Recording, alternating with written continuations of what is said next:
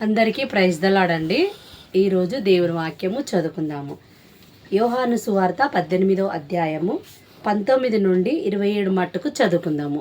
యోహాను సువార్త 18వ అధ్యాయము 19 నుండి 27 మట్టుకు చదువుకుందాము. ప్రధాన యాజకుడు ఆయన శిష్యులను గూర్చి ఆయన బోధన గూర్చి యేసును అడగగా, యేసు, నేను బాహాటముగా లోకము ఎదుట మాటలాడితిని. యూదులందరూ కూడివచ్చు సమాజ మందిరములలోనూ దేవాలయంలోనూ ఎల్లప్పుడూ బోధించి తిని.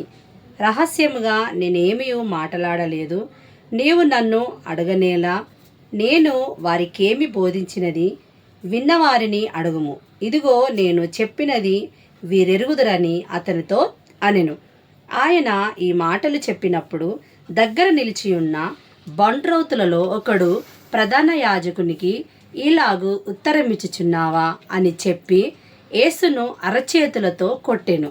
అందుకు యేసు, నేను కాని మాట ఆడిన ఎడల ఆ కాని మాట ఏదో చెప్పుము, మంచి మాట ఆడిన ఎడల నన్నేల కొట్టుచున్నావనెను.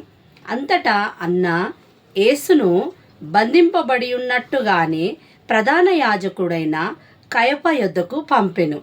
సీమోను పేతురు నిలువబడి చలి కాచుకొనుచుండగా వారతని చూచి, నీవును ఆయన శిష్యులలో ఒకడవు కావా అని చెప్పగా అతడు, నేను కాను, నేనెరుగననెను.